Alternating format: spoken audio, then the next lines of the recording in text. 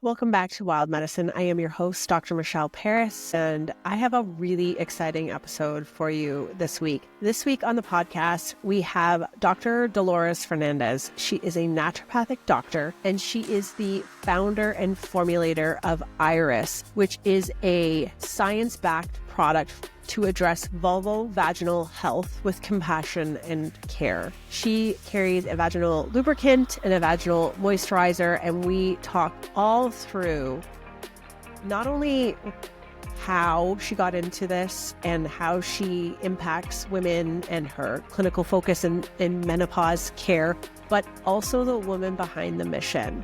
It has been a while that I've been this inspired by a woman who I didn't realize graduated from naturopathic medicine in 2020.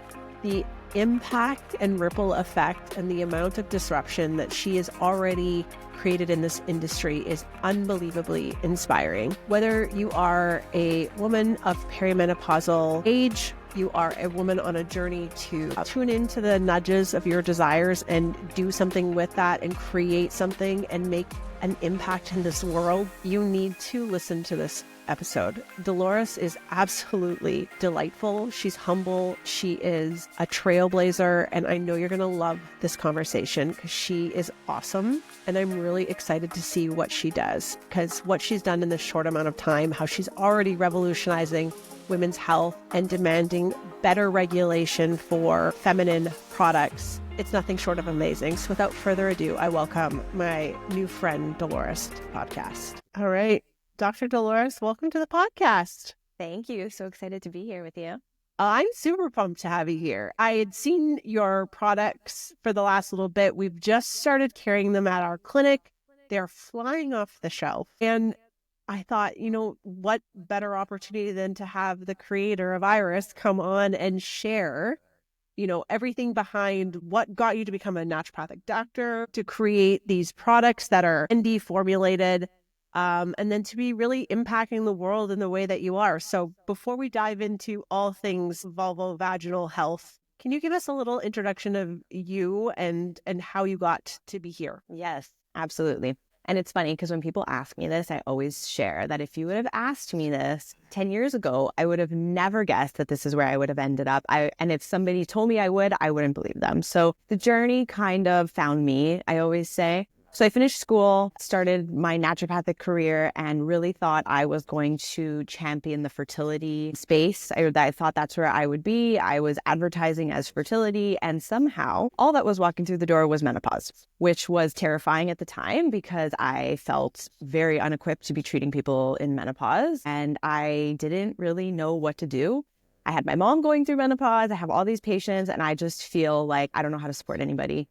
And so, actually connected with Dr. Kara, who's been a big mentor for me in the menopause space, and just started learning about menopause care. Within a year, I was fully booked and a 90% practice of menopause. And so it was kind of like getting known as somebody who treats menopause. One of the things that really piqued my interest with my patients was how reluctant they were to talk about vaginal changes, which is the statistics are crazy. Like up to 85% of postmenopausal people are going to experience vaginal dryness. And so why was this such a shameful conversation? Why was it so hard for people to say vagina and vulva? And I just found that it would take so many visits before they would be like, oh, remember that question you asked me at the beginning? Well, actually... And so I just took the initiative of really asking more, diving deeper. And then that led to more pelvic exams. And so slowly my practice has now become a very vulvovaginal / menopause focused clinic.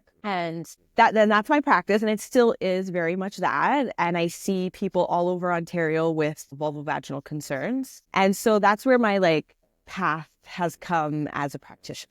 Do you want me to get into Iris too now? Yes. So naturally, I'm obviously recommending products, and we're formulating with a compounding pharmacy, and I'm just doing my thing. We were deep into the pandemic, and I had written my 60th prescription RX for a vaginal moisturizer with the compounding pharmacy that I work with. And my husband actually said to me, I wonder, if you could make more of this, like, do you have to write a prescription every single time a patient needs this? Like, can't they just buy something at the pharmacy? And at the time, there was nothing I really liked, not in our pharmacies anyways. And I was like, I don't know, like, let's find out. And then that kind of like started a whole new can of worms of like product development and what it would take. And so the two things that I was prescribing often or recommending often was a vaginal moisturizer and a good quality water-based lubricant. And so it made the most sense to start with those two products. And that has been a huge learning journey because I was recommending products for years and had no idea what went into them or the type of regulations there are in Canada for these products. And so I was learning, and I'm still learning as we go. And so that's where our two products were born from, the vaginal moisturizer and the personal lubricant. And now we have just become, Iris is just like really obsessed with breaking stigmas,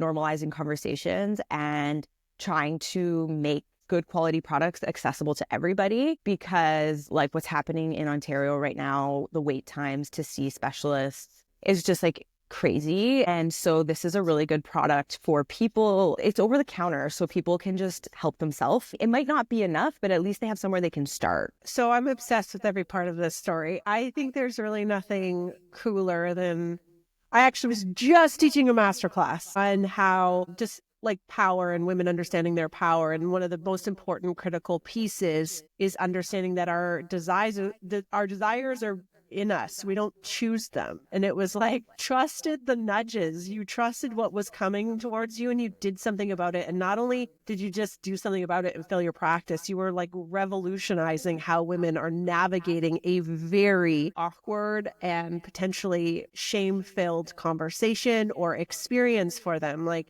to me, there's nothing more badass than a woman who does something like that. Like, that is beyond cool. I thought I was going to do sports medicine, so it was very funny how, like, you know, just things, the way things unfold, you know, like that's amazing. But before we hit record, I was saying to you, like, how pretty your products are. Like, you have kids, you're a mom.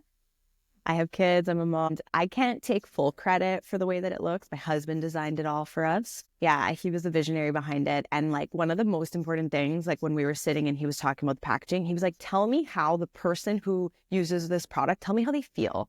I was like, they don't feel sexy. They don't love the fact that they need to be using something for vaginal dryness. Like, how can we make them feel good about it? How can we make a product that is sitting on their counter or sitting on their bedside that they are kind of proud of, and it's not so shameful that they need to hide it? And so there was a totally intention behind all of it. I wanted the packaging to be a little bit more discreet. It didn't need to yell in your face what it is, but pretty and sleek. And yeah, like I just didn't want it to feel medical. Yeah, I think you nailed it. Like, I think you understand what a woman would want, and it looks sexy in our clinic. Like, I'll tell you, as a perimenopausal woman, the two things I've noticed thus far, and I'm only 43, my skin on my face has changed, and there are vulvovaginal tissue changes that I was surprised by. We need to normalize that conversation. Even still, like we run closed women's circles. And whenever we get to the vagina module, people are like we're still like, it's so giddy and foreign and awkward, and women are shocked. Some women have never looked at their own physiology. So many women feel shame. We talk about, you know, scented products. Like, we've got a long way to go. So I think it's super cool that you're creating products that really address very legitimate issues in women's lives, but that you've also made them, like a beautiful, sexy experience. I think that's really important. It is important to me. Like, I feel super proud to carry your products because they look at that level to me. And that stuff matters to me. And we had carried previous products and they just weren't as good looking. I'm going to be super honest, like that. And getting too excited. Yours are cost effective too. So you really are in every aspect keeping the consumer in mind, which I think you should be very proud. Yeah, it's so important. You know, these things have to be accessible. People, you know what I tell people? Like when our team goes out and we go to shows and we talk to people, I tell them, I don't want you guys to be salespeople. You're not salespeople. You guys are educators. You go, you teach, you educate, and the person can make the decision themselves. They know we're there. And honestly, it sells well because we're just teaching you. And I am so happy to tell people when we're not the right fit. because we might not be, or maybe we're not for everybody, right? And I just think having that integrity and really like knowing where you stand in the product space is important. But you're right, sex is awkward. That's what I always tell people. Like, that's usually my opening line with my patients is like, I get it. Talking about sex is awkward. It used to be really awkward for me too, because, you know, we all have our own history and experiences and upbringing with sex. But the reality is it's a big part of a lot of people's life. And so if there's something we can do, let's do it. Yeah, I love that. I can't remember who said this to me. I was thinking about it the other day. Somebody said to me, and it was either a patient or somebody that I was talking to that's going through the menopause experience. And they said to me, it was really easy for me to talk to my family doctor about the hot flashes and about the mood changes. And I felt like I could go to my doctor and she would support me with all that. But for some reason, I felt like the vulvovaginal sexual changes were my responsibility. I felt like in a 5 or 7 minute appointment, that was such a low priority that I could just figure that out on my own. But then there was no resources for her to figure it out on her own. So I thought that was really interesting how it's just hard for people to talk about with their healthcare providers, with their friends, with their partners. So... And even like I started my career a long time ago, and like even pH changes in menopause, that I wasn't equipped. I was seeing a ton of older women with chronic UTIs, and I didn't understand what was happening. And so much around that narrative has changed. But like, you know, even our health professionals weren't the most equipped to help women with all of these vast changes that could really be, you know, reduced down to hormonal fluctuations and changes. Like, where were they supposed to go? And that's such an interesting thing that you say, that, you know, we're even triaging in our own head what's the most important. And if you only have 5 to 7 minutes, you're like, I'll deal with that later. And I mean, that's the thing why I think is super important in terms of creating a greater conversation around this, because these tissue changes for me happened a lot earlier than I maybe anticipated. I still have a very regular cycle, right? So it wouldn't necessarily be on my radar, but when you're testing products, you know, you learn. And I couldn't believe how much better I felt. Can you walk us through when and why you have a moisturizer and a lubricant? I feel like lubricants might be more obvious for people, but a vaginal moisturizer is a unique thing for most people. So, you know, walk us through your understanding of that and the ingredients and why a woman would try something like this or elect to use it. Because I'll say to you, like, it was profoundly changing for me. Like, it's part of the routine now. Yeah, I bet. And it should, right? Because skin is skin. That's one of our like taglines of like, why are we okay to moisturize our face, but nowhere else, or not our vagina if it's needed, right? So I think it's important to note that there are certain populations or groups of people who are higher risk for having vaginal dryness. And so menopause, perimenopause, the slow decrease in hormones is usually the most obvious, I guess, for people.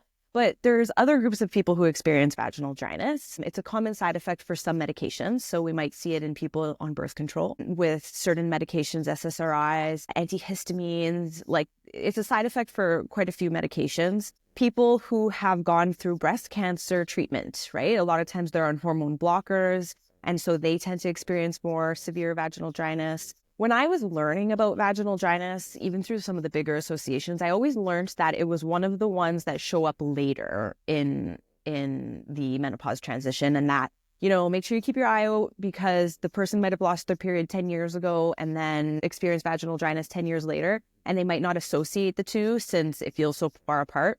That is not my clinical experience. I do see a lot of people experience vaginal dryness or vaginal changes earlier, even when there's been no change in the period. So that's something that I'm often telling healthcare providers too, is like, hey, like, this can happen before everything else. And so these vaginal changes are likely and most of the time happening because of a drop in estrogen. It just kind of provides your own lubrication. And so you almost don't notice that it's there until you lose it. I often tell people is like, you don't notice that there's always a little bit of like lubrication, and then it's gone and you're just kind of like, that feels different. And so you might experience more pain with penetration, whether that's sex, pelvic floor physio, or tampon insertion. That's another one people might experience it with.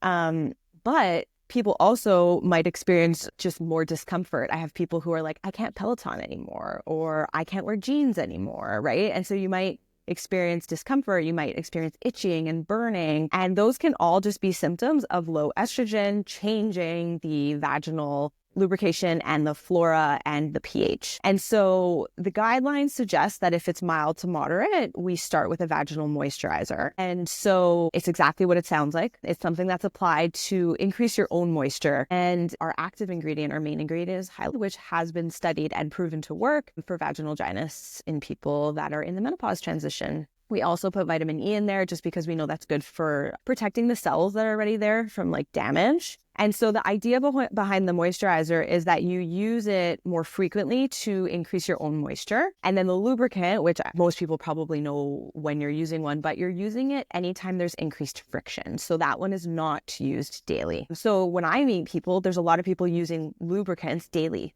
because they all they know is that they're dry. And so they're like, if I put this, it feels better. And so that's even where the conversation of what's in your lubricant matters, because there is most of the lubricants on the market, the ingredients they're using, their osmolarity actually causes more dryness long term. So you're using it thinking like, I'm doing this great thing. It's like moisturizing or hydrating me. And then really it's doing more drying as you use it. So I like to describe it as like your moisturizer is used daily. The research on hyaluronic acid says that you can use it every day for 2 weeks and then 2 to 3 times a week as needed. It's also safe to use alongside vaginal hormones. So we know that if somebody's using vaginal estrogen, maybe that's not enough for them. Maybe it's moved the needle, but maybe not enough. And they can use a vaginal moisturizer alongside the estrogen to complement it. Go ahead. Sorry. Yeah, that's it. Those are the 2 products. And I love to share one of my biggest, like my mind blown during this whole process was how little government or like these companies that are looking at products, how little they care what goes in there. So there was no rules. Like when I was formulating my lube, like they didn't care. They didn't, like the World Health Organization has recommendations that they're like, it would be great if your osmolarity was like 1200 or lower, but most of the ones on the market are 6,000. And so nobody stops you from doing it. So we can be doing like a lot of damage to people and they have no idea because this stuff doesn't have to be shared and nobody's stopping you. And so that was really mind-boggling to me. Even when we were working with our manufacturer, I can't even tell you the amount of times, because we were like prime COVID, there was shortages on ingredients. They were trying to convince us to use glycerin because it was going to be cheaper and it would work really well. And I was like, I don't want glycerin. Like that's like, and so even they don't really understand. I'm like, they care just as much as what goes into like hairspray as something that's going inside of your vagina. Like, yeah. So that's why really knowing what's in your products, you can try to reach out. I tried to reach out to so many companies before we went live just to kind of see even how they would respond. And most of them either didn't respond or didn't have the information to share about pH and osmolarity. So. You know, that like what interesting insider information. I was speaking to a couple of women in Wild Collective this week, and they were talking about this beauty documentary that they had seen, and they were like, I just taught them the detoxification module, and they'd already made so many changes in their home, but they were like, there's no regulation of what goes in makeup. And I was like, I know, this is why we teach this. But then to hear that side, you know, people are electing to use these things because we assume some kind of, you know, scrutiny and regulation is assuring our safety in its use. And so I think this is why this is super important beyond normalizing a conversation, but understanding the intentionality behind a product and why we would elect to use one over the other. Like I had not thought about osmolarity. That totally makes sense. And then you think about those situations where you're right. Vaginal moisturizer is new. Not a lot of people know why they would use one. And you're helping me even with the articulation of that in terms of making sure that more women know about this. But you could see how if we're not using our 5 to 7 minutes to talk about the situation and then we're making our own clinical decisions on what's best, we know that there are lubricants available and we assume some sort of testing and safety has already been done. So we're just using things and then, you know, perpetuating a problem, which is really interesting because that's what I was noticing that was happening to my perimenopausal skin on my face is that the old routine of how I used to do things wasn't working. And I actually had to go get a facial and be like, you probably know more than me. I'm doing something wrong. Something isn't working. And she restored the microbiome of my face. Like, of course, it's things we know, but like, I don't know what products are vetted. To that point is very similar with using a vaginal moisturizer and the hyaluronic acid, like almost immediately. I didn't know I needed a vaginal moisturizer, but almost immediately I could feel a difference. And so I think this is what's so exciting about these times. I think to your point too of, there is a medical issue with people getting access to resources or even being seen in a timely manner. We need to advocate so that people can do the best that they can on their own journey, and to be able to have so many options, to know that these things are safe to use with our hormones. It just opens up a window of opportunity.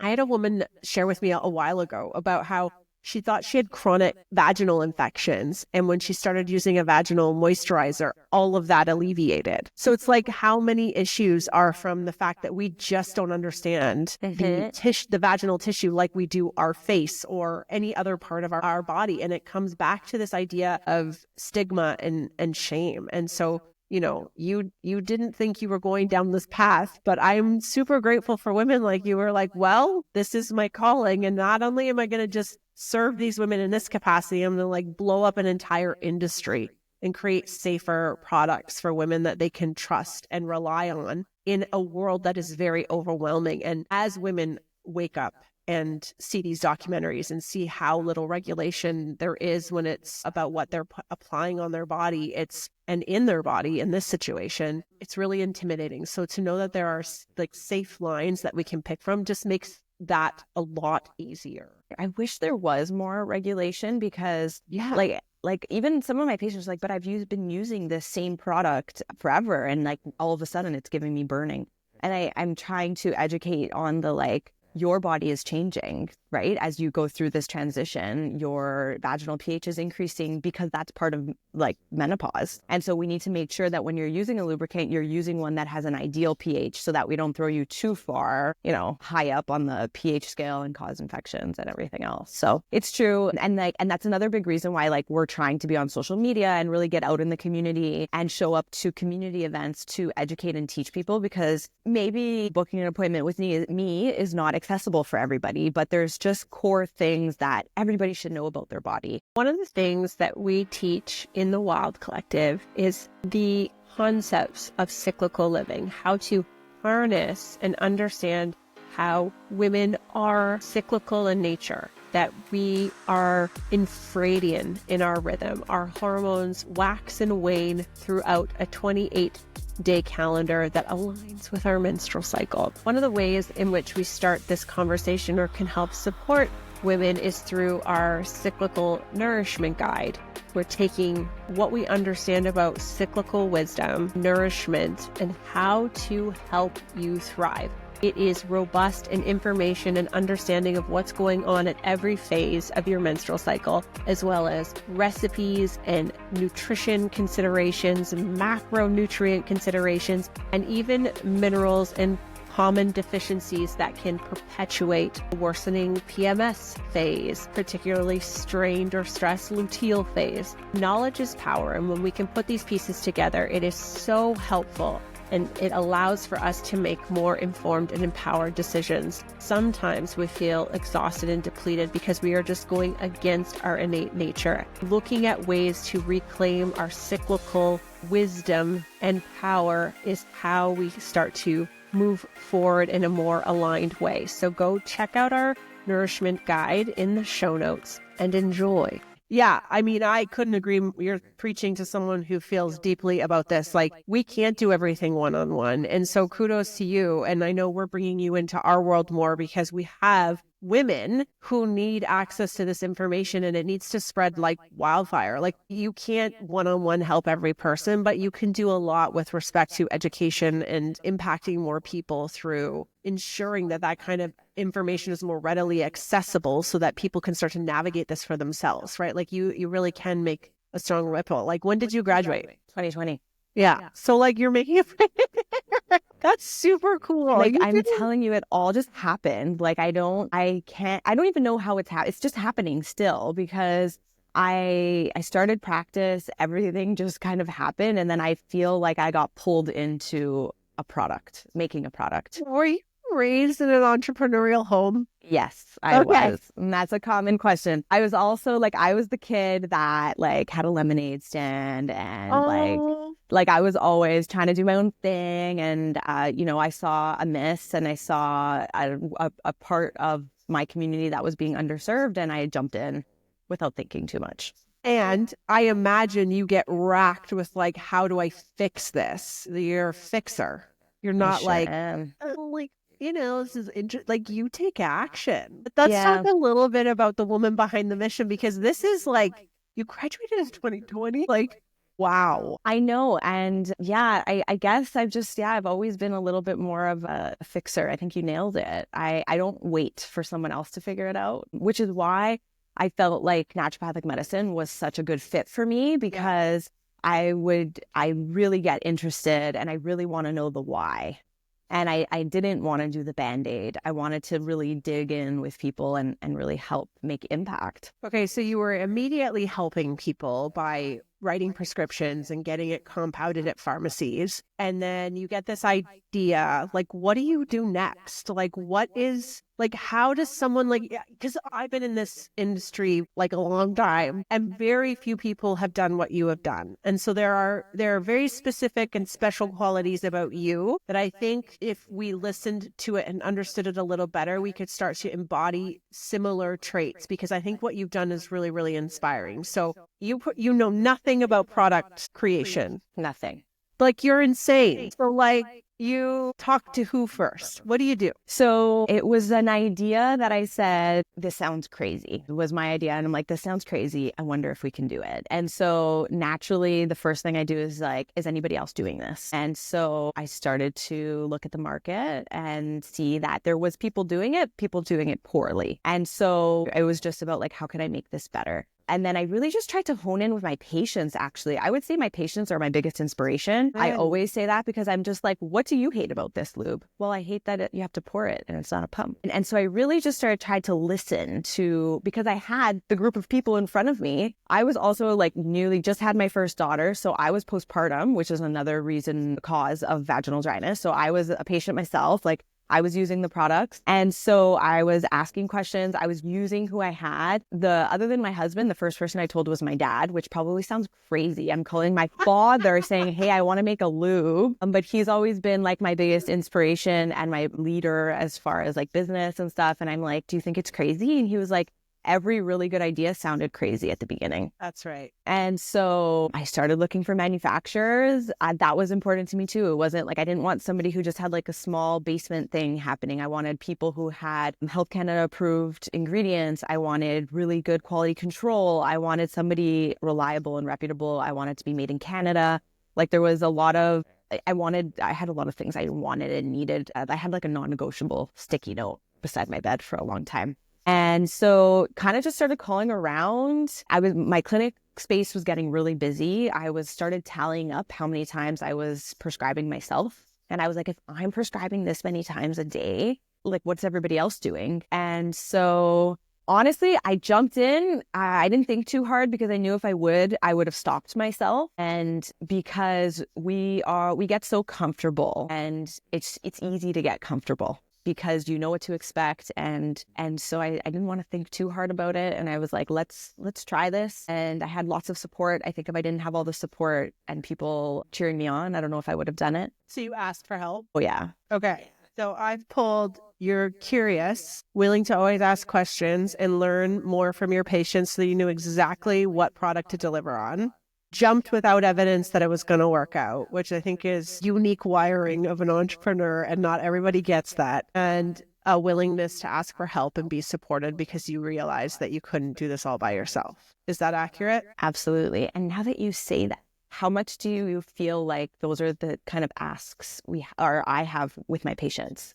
It's like, I need you to do something that sounds scary. I need you to ask for help if you need it, right? Like just as you reflected that back, that was the first thing that came to mind. You know, something my coach has said to me lately that I really, really chew on and think about, it's like who you be matters way more than what you say. And so your patients are going to listen to you because they're watching you bravely navigate foreign waters without any freaking idea what you are doing and do it super well. But they're going to go, you know what? And I think this is why Wild Collective has worked as well, is like, she seems to care enough about me to try it herself, and it seems to be working. So maybe when I don't have faith in myself yet, I can ride her faith a little bit in me to just try that thing, right? It's like, I think that's super, super important. And it's exactly what we're asking of other people. And how dare you ask someone else something you're unwilling to do? Yeah, totally. How old are your kids? My oldest is 2.5,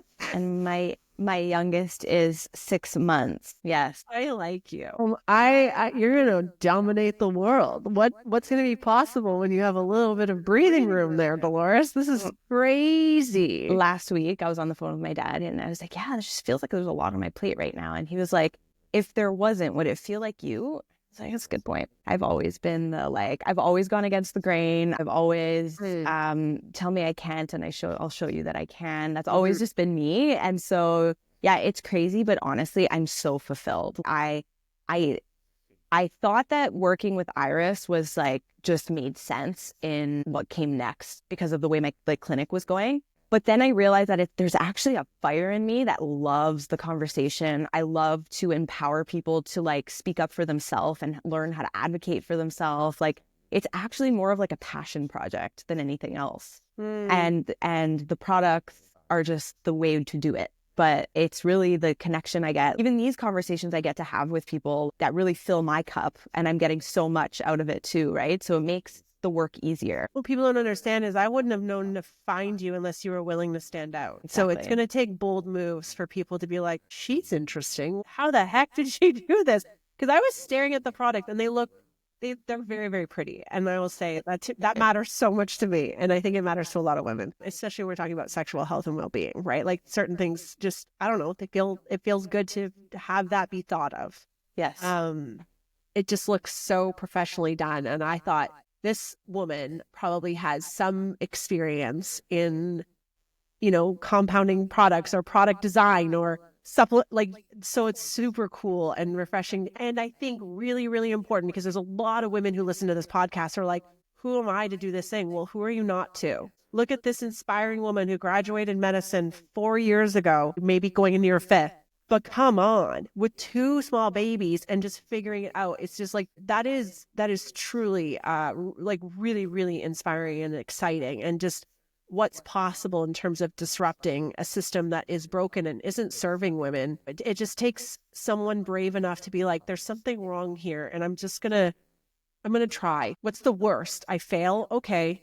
Okay. But I was so willing to fail. And if it did fail, this wouldn't have been the first time, right? Like, there's lots of things I've done that I've failed at doing, but you learn so much that it brings you along the way, and then you take what you've learned, and even there's like little mini failures in Iris, right? Like we've learned so much just working with people, and you learn as you go, and that's how you grow. Okay, so can you think of a situation? You don't have to share the situation, but I can think of many situations to mirror very similar sentiments where you're like, oh my gosh, like this isn't going to work, or this is too hard. What do you do with that? I put myself to bed and I sleep on it, and I don't make decisions in that state.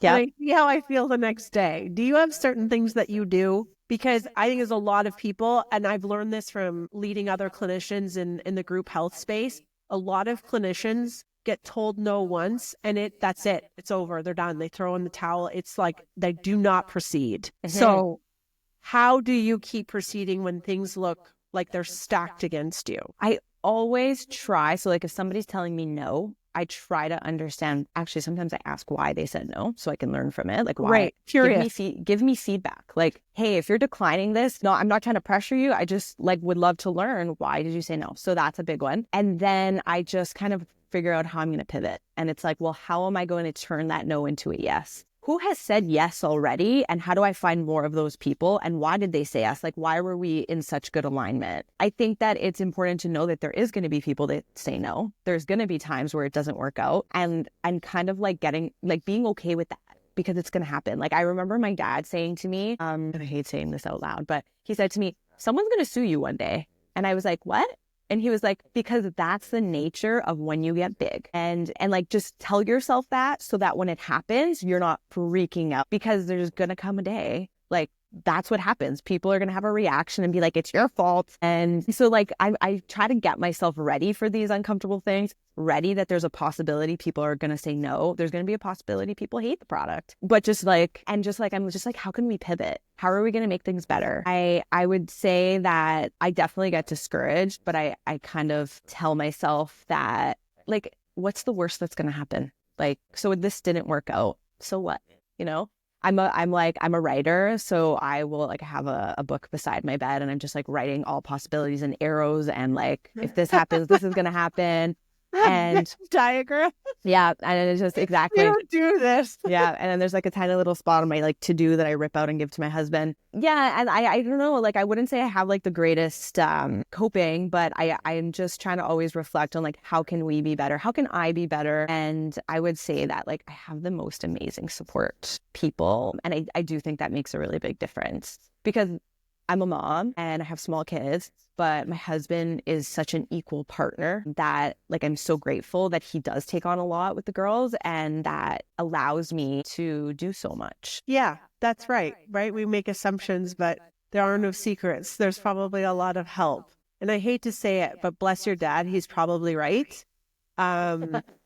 Having been through situations, I know all too well that he probably is right. We get really uncomfortable with really successful, and dare I be so conspiracy theorists, but especially successful women. It's super intimidating and frightening to a lot of people. And, you know, for someone like you, I think it's not going to stop you from doing it. That's probably what paralyzes a lot of people. You're like, okay, cool. Yeah. To my level of awareness, I'm going to think through what I would do, and I'm still going to do it and handle this with as much integrity as I can, so that if that moment were to happen, we have a lot of evidence of integrity to that point to handle and withstand any amount of pressure, because it is going to be intimidating to people. I think it's an important quality, because from the evidence I see in our world, unfortunately, when really successful female doctors do something really cool, we seem to have a problem with that. So kudos to your father for delivering it, because I kind of wish someone had told me, and maybe I would have handled some pressure a little bit differently. Yeah, well, especially like the trailblazers, right? Like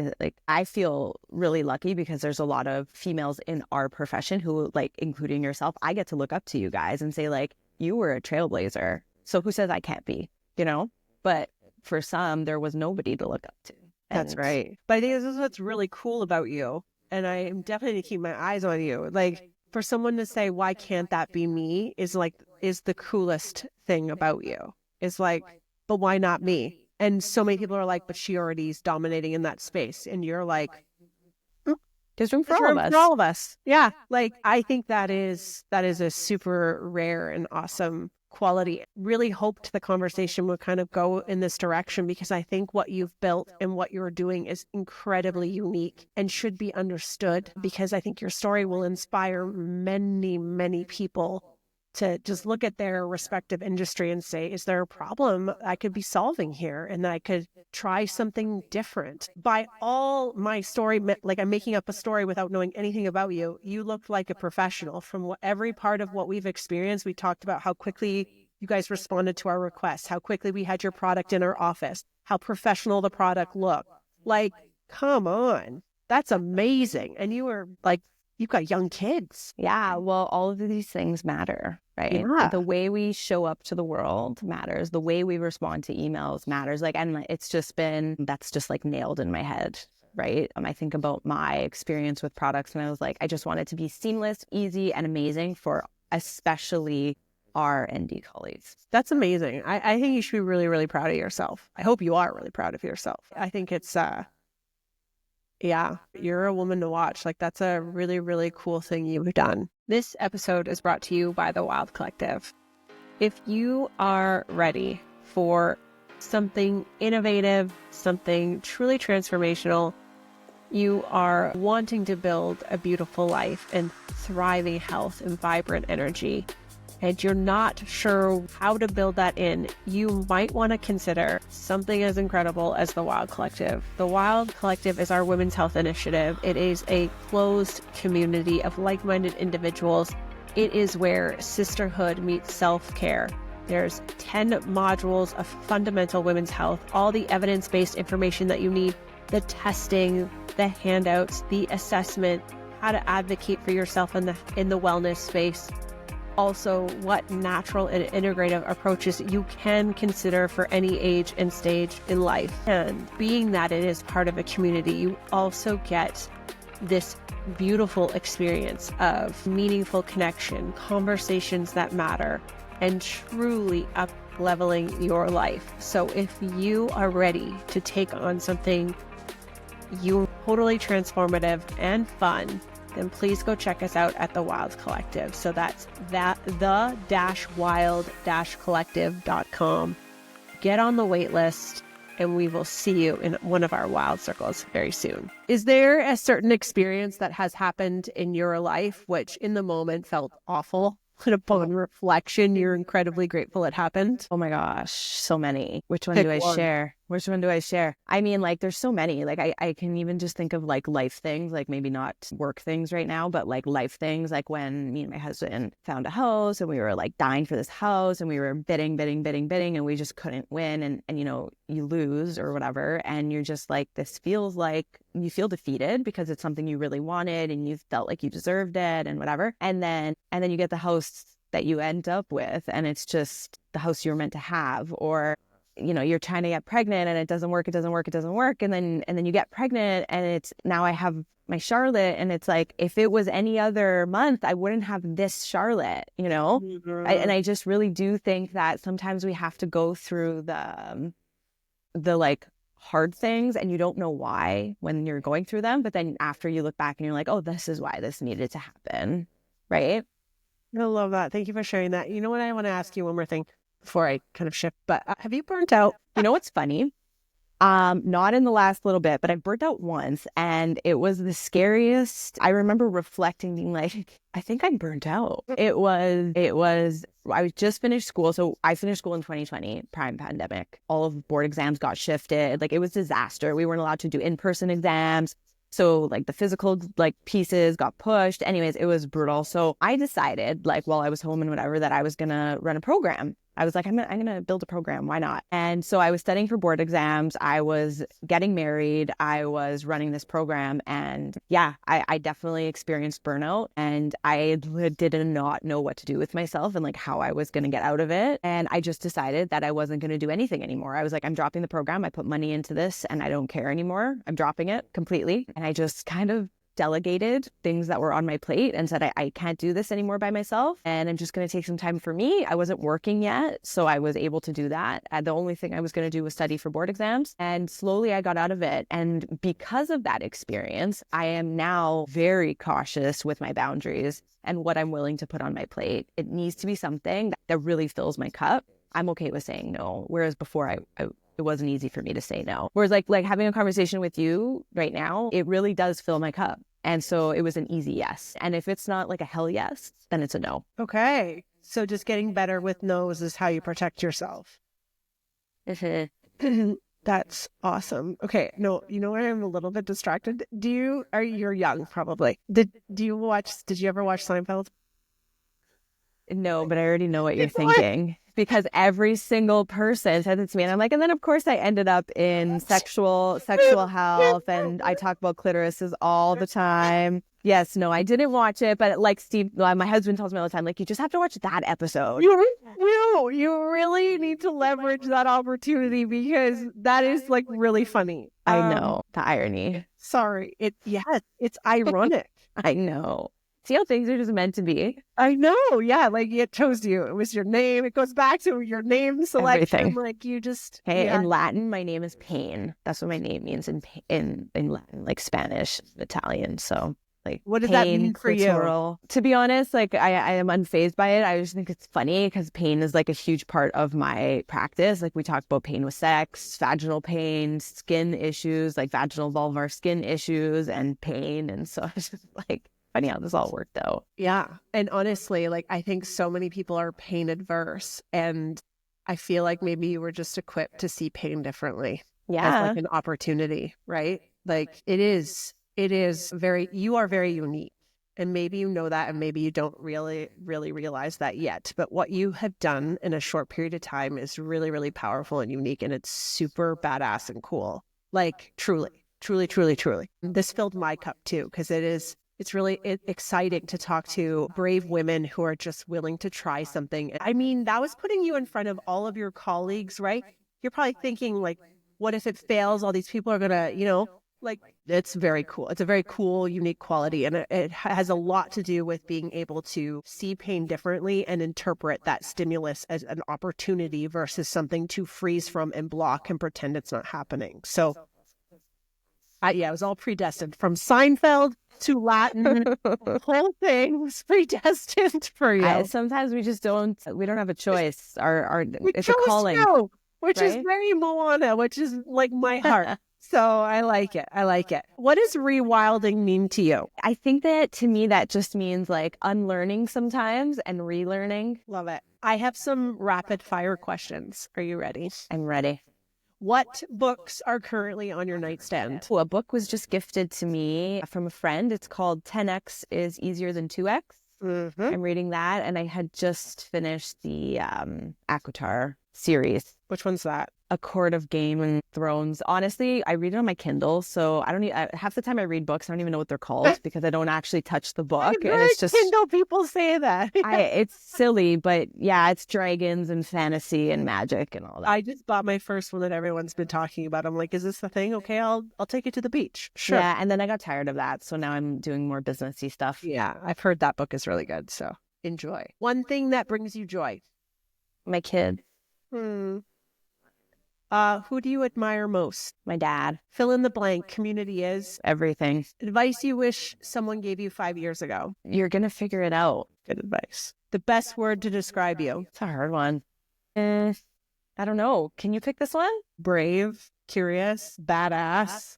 Yeah. I think you're really impressive. I really hope you're proud of yourself because it's super rare and it's awesome to see. Thank you. Yeah. You have daughters, you said too, right? I got 2 girls. How cool is it that you're rewriting the script for them too, in terms of what this can look like, in terms of what their, female health and aging can look like? That's, I'm sure, a powerful motivator for you. It is. Yeah. So for anybody who wants to learn more about you, your products, how to collaborate with you, how to get your product in their clinics, how to start using your products, because I'm telling you, okay, and I mean this as a compliment. If you don't like the Kardashians, I'm sorry. But it's Kardashian level pretty. It is the prettiest branding. Like, you would proudly put this anywhere. So where can people find you and get your products? And I know you're going to give everyone a discount code. So yeah. Riff. Yes. Probably easiest way to find me is on Instagram, Dr. Dolores ND.